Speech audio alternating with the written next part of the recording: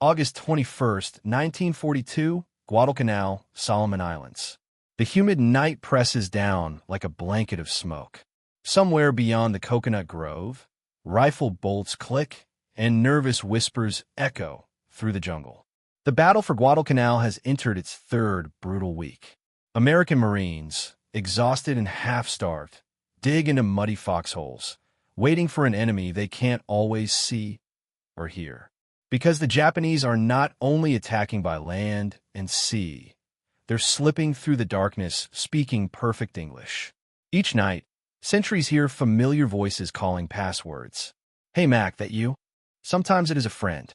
Sometimes it's a killer. Confusion spreads like wildfire. Men stop trusting each other. In the blackness, every word can mean life or death. Then, from a mix of fear and ingenuity, the Marines invent something new, a test built not from bullets, but from language itself. A single word no Japanese infiltrator can pronounce correctly. Lollapalooza. One word, one chance. Say it right, you live. Say it wrong, you die. In the heart of the Pacific, where shadows spoke English, language became the deadliest weapon of all. August 21st, 1942, Lunga Perimeter, Guadalcanal. Rain has turned the foxholes into swamps. Somewhere beyond the jungle line, the low hum of insects is broken by the clatter of rifle fire. Then silence. "They're in the wire," someone shouts.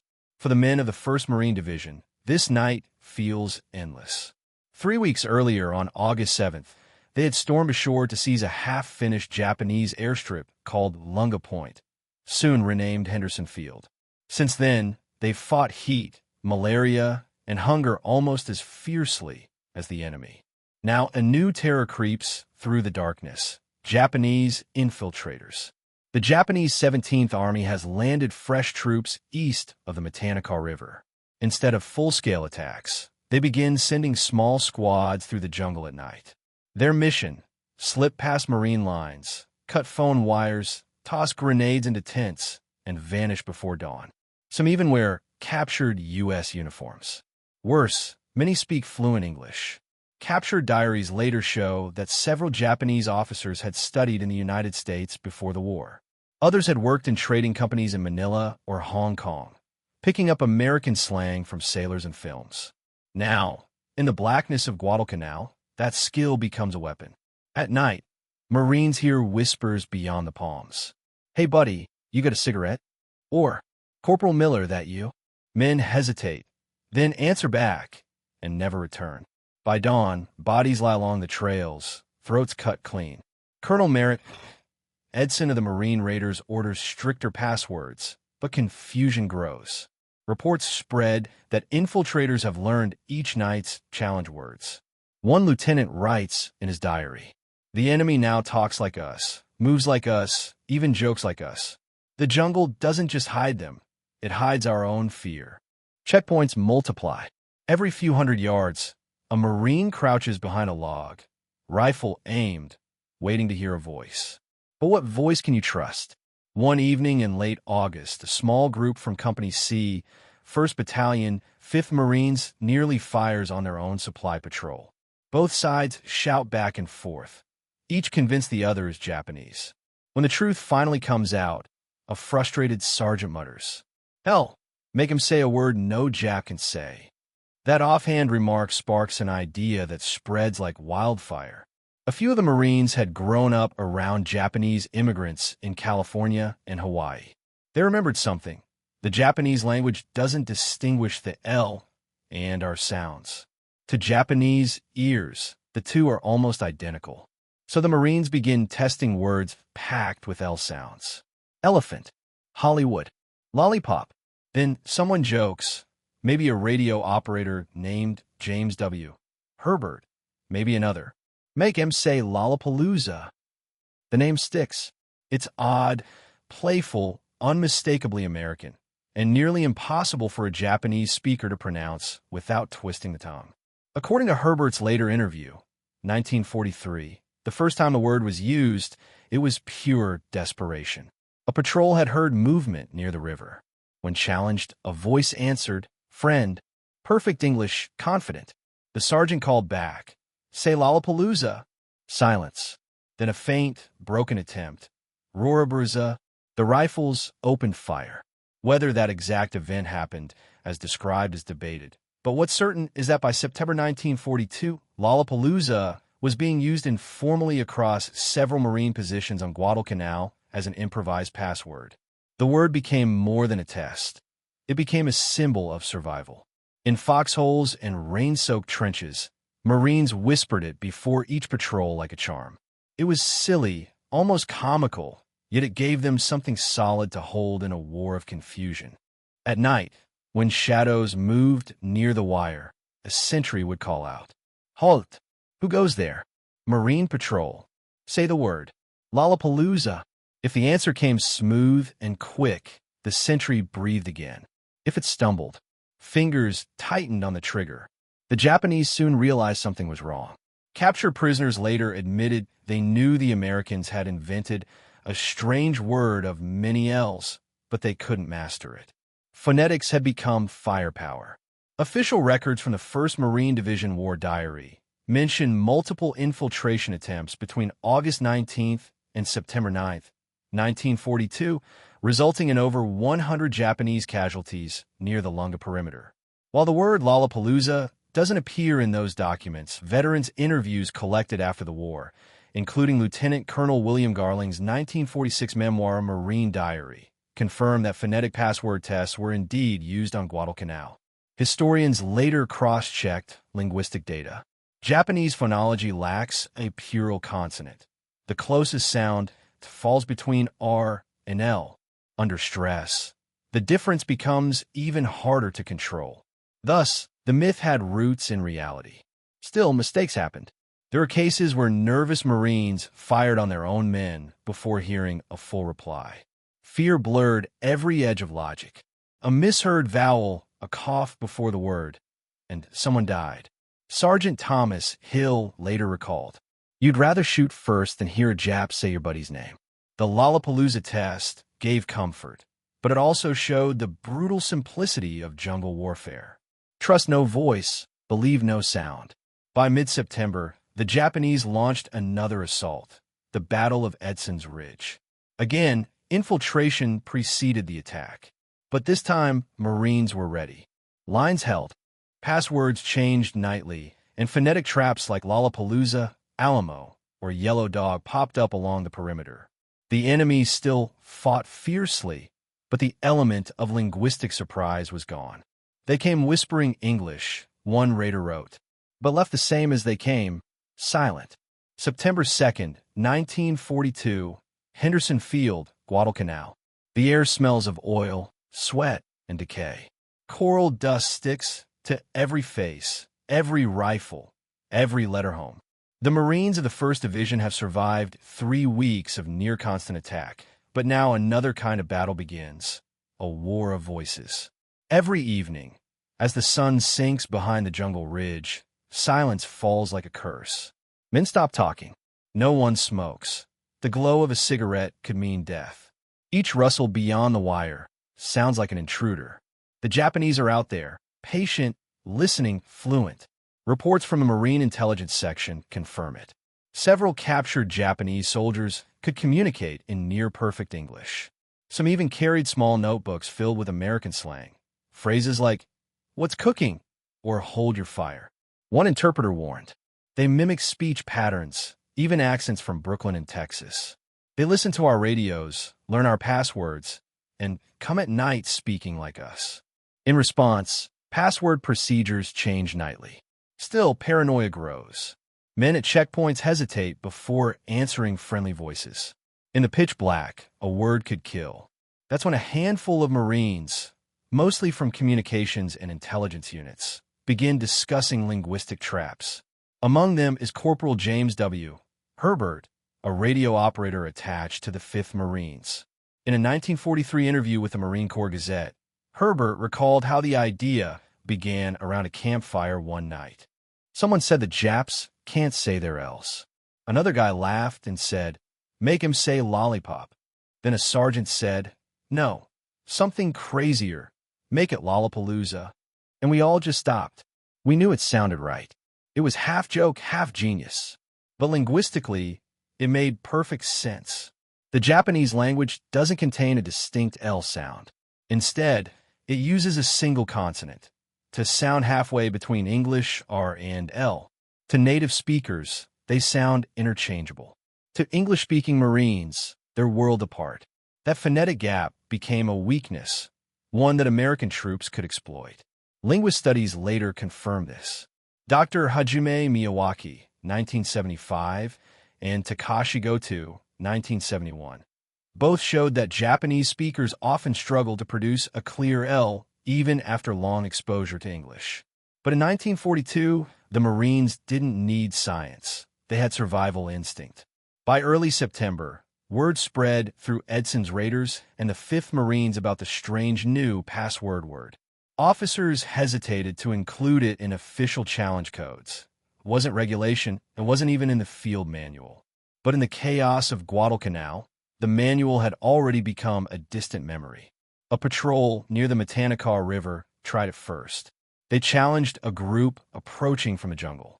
A voice called back, "Marine Patrol. Say the word." Lollapalooza. Gunfire erupted.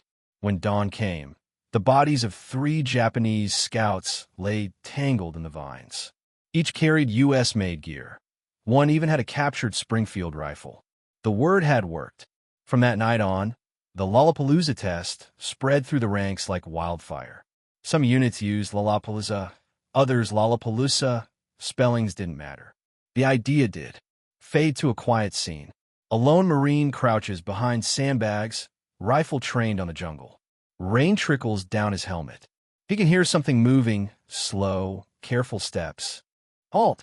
Who goes there? Friend, say the word. Roar. The crack of an M1 Garand splits the night. He exhales, hands shaking. That moment, repeated hundreds of times, etched itself into the collective memory of Guadalcanal. The Marines weren't just fighting men anymore. They were listening for syllables, for the shape of a stranger's tongue. Colonel Edson and General Alexander A. Vandegrift, commander of the 1st Marine Division, were informed of the word's use. According to declassified field notes, Vandegrift neither approved nor forbade it. He simply told his men, "Whatever keeps you alive, boys. Just make sure it's our voices doing the talking." The U.S. Navy's Intelligence Office later documented informal phonetic challenges used by ground troops in the South Pacific between 1942 and 1943, confirming that language had indeed become part of America's defensive tactics. Not every historian agrees on how widely Lollapalooza was used. Lieutenant Colonel William Garling, in his post-war memoir A Marine Diary, 1946, mentioned it only once. But his tone suggested the word was more cultural legend than regulation. Still, interviews collected by the U.S. Naval Institute and Marine Historical Center support that it was real, used, remembered, and feared. A veteran from the 7th Marines put it best. You didn't care what the orders said. You just knew that if someone couldn't say that word right, you didn't wait to find out why. Across the island, the test became a strange ritual. Young Marines, barely 20, grinned nervously as they whispered the word before patrols. A bizarre token of home, of the world they left behind. Lollapalooza. It sounded like something from a circus poster, not a battlefield. Yet in that madness, it worked. It reminded them who they were, Americans, and who they were not. By late October 1942, other islands began hearing of the word through rumor and radio chatter. In the new Georgia and Tulagi outposts, sentries were told to make M's say the L's. Some even modified the test with other words. Yellow Lily, Bluebell, Alabama. Each one played on the same phonetic flaw. Language, once just communication, had become a weaponized filter. Psychologists later studied why such linguistic traps worked so effectively under stress. When fear surges, adrenaline narrows human attention to simple cues, sound, rhythm, tone. For exhausted, frightened soldiers, the sharp L in Lollapalooza became an auditory trigger of safety. It wasn't just language. It was a survival instinct wrapped in a syllable. When I heard that word come out clean, Herbert later said, I'd lower my rifle and breathe again. It meant the man in front of me wasn't trying to kill me. Historians can't calculate how many lives Lollapalooza saved or cost, but its psychological impact was real. It gave the Marines control in chaos, a way to reclaim certainty in the dark. They couldn't see the enemy, but they could hear him. October 1942, Henderson Field, Guadalcanal. The monsoon has arrived. Rain hammers tents like artillery. Mud swallows boots whole. But even as the jungle drowns in thunder, a new kind of war is raging. Invisible, quiet, fought not with rifles, but with language. For weeks now, Marines whisper stories about voices in the night. Some say they heard perfect English coming from the trees, voices calling names, even unit numbers. Others swear it was just echoes. But the fear is real.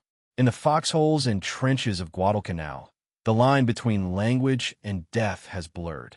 Every syllable counts. Every word is a test.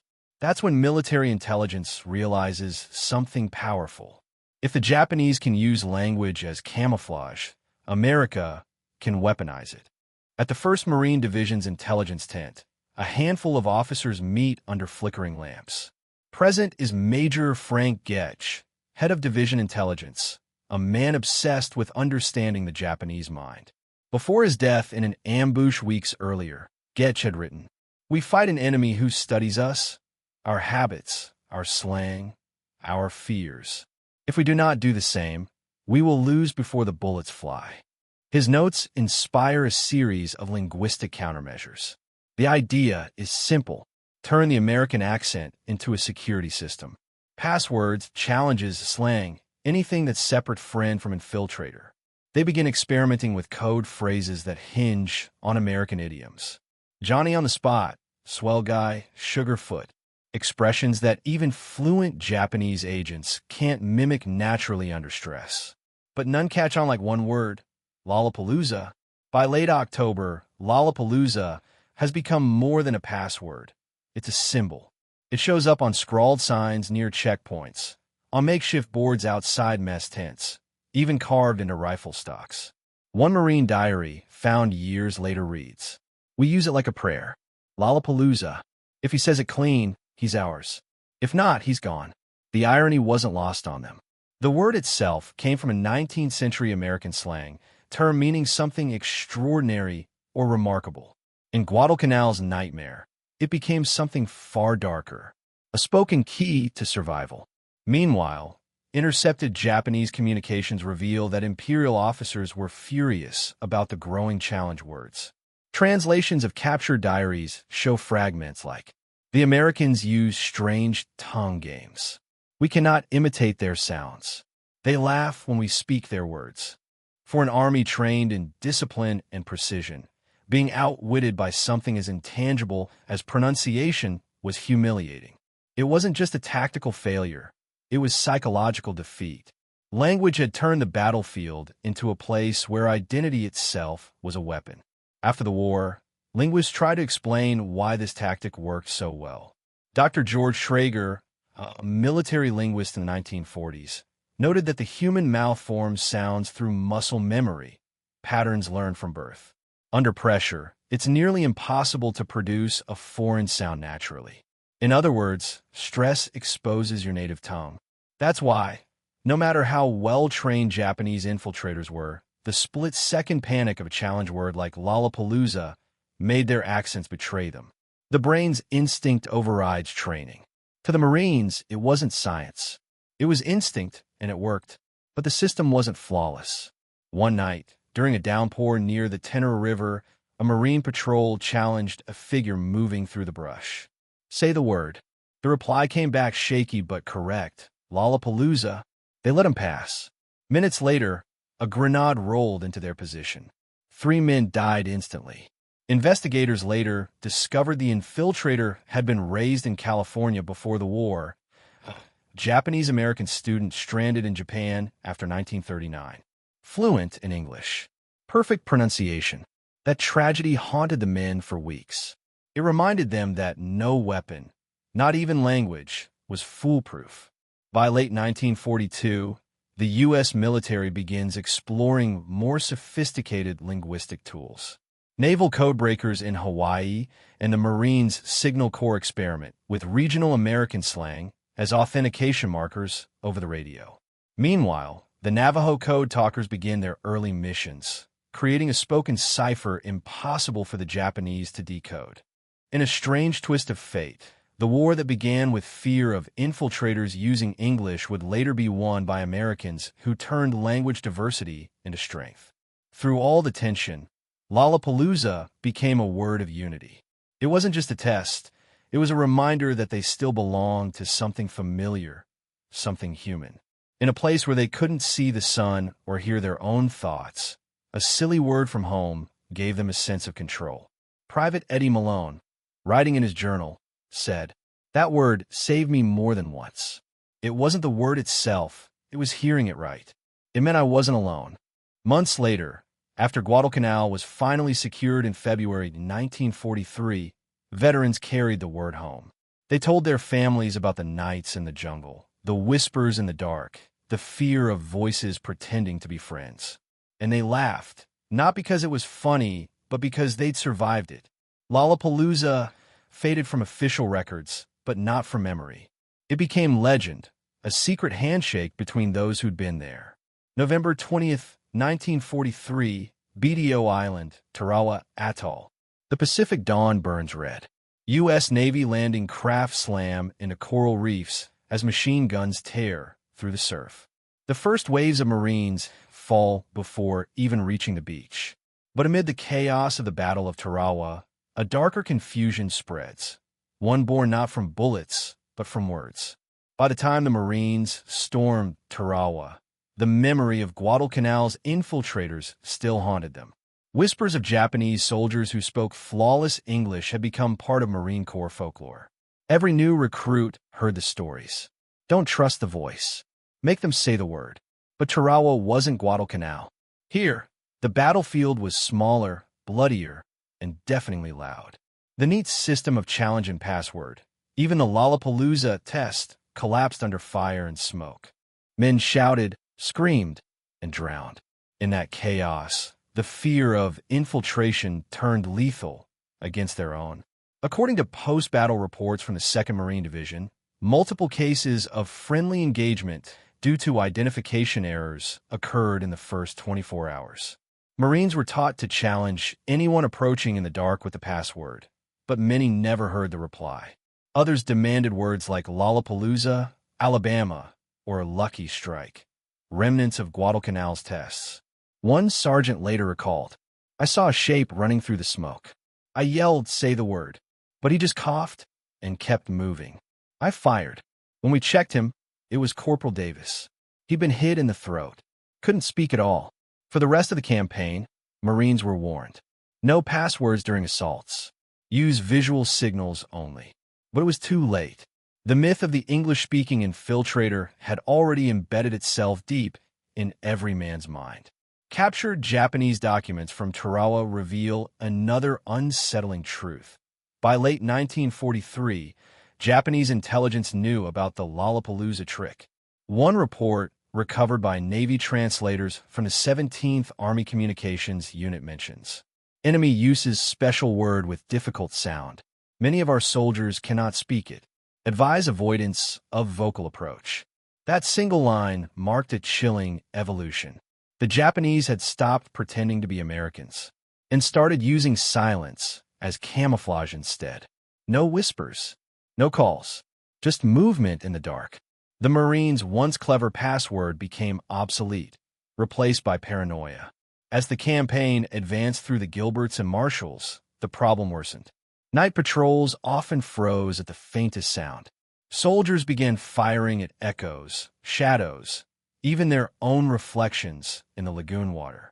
One Navy correspondent wrote in his dispatch, "At night, you didn't know if the whisper behind you was friend or foe. Sometimes it was nothing at all, just the jungle breathing." The Lollapalooza test had once given the Marines confidence. Now it gave them fear. The word that saved them on Guadalcanal was slowly turning into a curse. By early 1944, Marine leadership faced a difficult question. Should challenge words be abandoned altogether? Colonel Merritt, Red Mike, Edson, hero of Guadalcanal, argued against it. The human voice still tells more than a uniform can. You can steal our guns, our gear, not our language. But others, like General Holland Halamad Smith, disagreed. You want fewer dead Marines? Then stop making them talk under fire. The debate reached Washington. The Navy's Office of Naval Intelligence, ONI, issued a new directive in March 1944. Challenge words could still be used, but only under controlled conditions, with strict phonetic selection. No slang, no regional words, and no more tongue twisters. Lollapalooza was officially retired. Still, some veterans couldn't let it go. In the New Britain campaign, December 1943 to February 1944, scattered reports mentioned the words used during night patrols near Cape Gloucester. One Marine corporal told Stars and Stripes, "We kept it alive, like a superstition. It wasn't just a password anymore. It reminded us who we were." That was the last recorded use of the Lollapalooza test in combat. After that, new standardized code systems replaced it, including visual panels, flare signals, and voice authentication phrases tailored for radios. But among the old Guadalcanal men, the word lived on like a ghost story whispered over campfires. Psychologists studying post-war trauma noted a chilling trend among Guadalcanal and Tarawa veterans. Many suffer not only from combat stress, but from linguistic paranoia, a deep-rooted distrust of voices, even after returning home. Dr. Robert Lifton, a pioneer in war psychology, later wrote, "For soldiers who fought in linguistic confusion, trust became fragile. Every word was potential betrayal. It wasn't just the jungle that haunted them. It was the memory of deciding, in a split second, whether a voice sounded American enough to live." Decades later, historians revisiting Guadalcanal still marvel at the simplicity and the tragedy of that single word. Lollapalooza began as a joke, became a life-saving tool, and ended as a symbol of fear and identity. It proved that war doesn't just test courage. It tests language, culture, and belonging. In a world where the enemy could sound like your friend, even a word could become a weapon. March 1946, San Diego, California. The war is over. Victory parades have faded, medals are pinned, and the Pacific lies quiet again. But for thousands of Marines who fought through Guadalcanal, Tarawa, and New Britain, the silence is the loudest thing they've ever heard, because the voices never left them. In hospital wards from San Francisco to Honolulu, doctors begin treating what they call combat exhaustion. Men wake in the night, shouting challenge words into the dark. Others refuse to speak at all, afraid their own voices will betray them. At the Naval Medical Center in San Diego, one Marine named Eddie Malone, the same man who once wrote "Lollapalooza saved me" in his diary, sits staring at the ceiling. His wife tells the doctors he can't sleep without whispering the word. Over and over again. He says it like he's listening for an answer, she explains. Like someone's still out there, trying to fool him. The word that once protected him has become a prison. Military psychologists call it linguistic trauma, a side effect of constant voice-based threat recognition. Unlike shell shock or battle fatigue, this wasn't triggered by explosions. It was triggered by language. Dr. Lawrence Kuby, a neurologist who served as an Army consultant during World War II, wrote in a 1947 paper, "For soldiers trained to fear deception through speech, trust is neurologically disrupted. They interpret unfamiliar sounds as danger, even in peace." Veterans describe hearing phantom voices, the same whispers from the Guadalcanal nights, calling their names, asking for passwords. One Marine told interviewers from the Veterans History Project, "Sometimes I'd hear my buddy's voice behind me when I was shaving. I'd freeze, waiting for the word. I'd whisper, say the word." But no one was there. In the years after the war, Lollapalooza faded from official military history, but in bars, reunions, and VA waiting rooms, it lingered like a ghost. Veterans used it to test each other, to see who'd been there, who understood. It became a brotherhood's secret handshake, born of fear and survival. Say the word, they'd joke, half smiling. And when someone said it right, they'd nod quietly, not laughing, just remembering. The word had changed meaning once again. It was no longer about life or death. It was about belonging, a way to prove that you'd been to the edge and come back speaking the same language. By 1950, a new war brews in Korea. Younger soldiers train with radios and advanced code systems. They never hear of Lollapalooza. The world has moved on to encryption, technology, and new enemies. But the old Guadalcanal veterans, now middle-aged men working factory lines or driving trucks, still live with the echoes. Many can't stand loudspeakers or foreign accents on television. Some keep radios off completely. At a 1954 Marine reunion, a veteran was asked about the war's strangest memory. He laughed softly and said, "Strangest thing? That one word could decide if a man lived or died. Not a bullet, not a bomb, just how he said his L's." The room fell silent. By the 1970s, historians began digging into forgotten Pacific War stories. Dr. James D. Hornfisher and linguist Margaret M. Sutherland interviewed dozens of surviving Marines about the Lollapalooza password. They confirmed multiple independent accounts, proving it wasn't a myth. Sutherland later wrote in Voices of War, 1978, "Language became an ally and an enemy. It was the first time in modern combat that phonetics itself became a weapon." Their research inspired universities to study the relationship between speech, identity, and survival, laying the groundwork for what's now known as combat linguistics. In 1981, the Marine Corps Gazette published a letter from a retired gunnery sergeant who'd served at Guadalcanal. It read, "When I hear the word Lollapalooza now, I don't think of killing. I think of the faces it saved and the ones it didn't." His words struck a chord. Younger Marines began asking about it, and old veterans shared their stories, sometimes laughing, sometimes crying. That year, at the 1st Marine Division reunion in Quantico, an old corporal stood and shouted the word across the hall. The room erupted, not in noise, but in tears. They were home again, if only for a moment. The Lollapalooza test became more than a wartime curiosity. It became a lesson in the fragility of trust. In every future war, from Vietnam to Afghanistan, soldiers faced the same ancient fear, not knowing if the voice calling out in the dark was friend or foe. Technology would change, but the instinct remained the same: to listen, to question, to survive. Today, linguists and military historians use the term Lollapalooza effect to describe the psychological impact of speech-based identification under stress. It stands as both a testament to human ingenuity and a warning. Because what began as a clever survival trick became something much deeper. Proof that the human voice can both save and destroy. August 15th, 1945, Tokyo Bay. The war is over. The Empire of Japan has surrendered. All across the Pacific, guns fall silent for the first time in nearly 4 years. But for the men who fought in the jungles and atolls, the silence feels strange, like the pause between words. The survivors of Guadalcanal and Tarawa pack their duffel bags. Many haven't heard their own language spoken kindly in years. When they board the transport ships for home, they're greeted by American sailors shouting in English, the first friendly voices that don't demand a password. Private Eddie Malone, the same Marine who whispered Lollapalooza in his sleep, steps aboard and freezes. A sailor claps him on the shoulder and says, "Welcome home, Marine." Malone doesn't answer. He just listens. For the first time, he doesn't have to test the voice. Years later, historians digging through Marine archives find letters, field diaries, and scraps of paper scrawled with the same strange word. Lollapalooza. Sometimes it's written as a joke. Sometimes underlined, circled, or crossed out.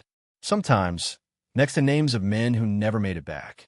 It had started as a challenge, a trick born of fear, but ended as something sacred, a password between survivors of a war that demanded more than courage. By 1945, linguists studying the Pacific Campaign realized something extraordinary. That language itself had become the most human weapon of the war. It separated ally from enemy. It tested loyalty. It gave men in the dark a reason to trust or to kill. No technology, no codebook, No signal flare could replace what one Marine called the truth in a man's voice. It was fragile. It was flawed, but it was human. Decades later, in a small veterans gathering in Quantico, 1972, an aging Marine, Corporal James W. Herbert, the man who first joked about the word, stands before the room.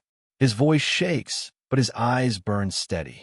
"We thought Lollapalooza was just a funny word," he says. But it wasn't. It was the sound of who we were, the line we drew in the dark. The crowd, mostly gray-haired men in old uniforms, fall silent.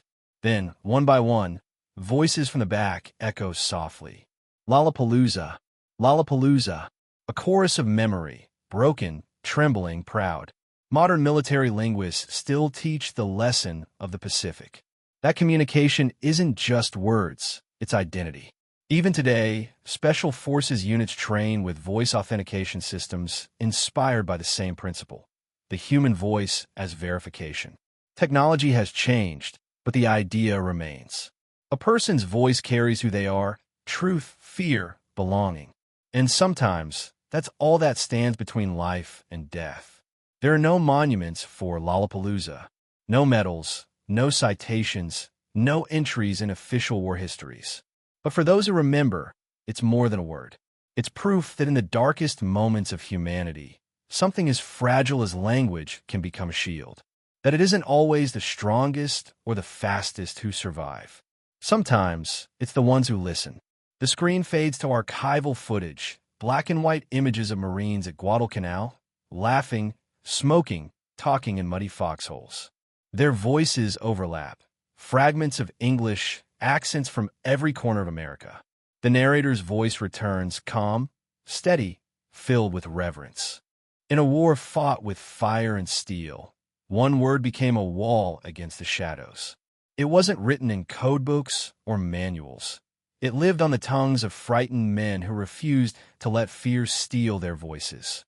And when they whispered it into the dark, they weren't just testing the enemy. They were reminding themselves who they were. History remembers the battles, the victories, the heroes, the fallen. But sometimes history forgets the smaller things like a single word that kept men alive. Today, our wars are different. The battlefields are digital, invisible, fought through voices, messages, and words. But the lesson remains the same. In chaos, truth still lives in how we speak, how we listen, how we trust. So remember them, the voices that never came home, the ones who tested every stranger in the dark, and the ones who answered with courage. Because every generation faces its own kind of night. And sometimes, all it takes to survive it is one word. Camera pans over the Pacific Ocean at sunrise. Waves crash softly against coral. The word fades onto the screen. Lollapalooza, the word that guarded a generation.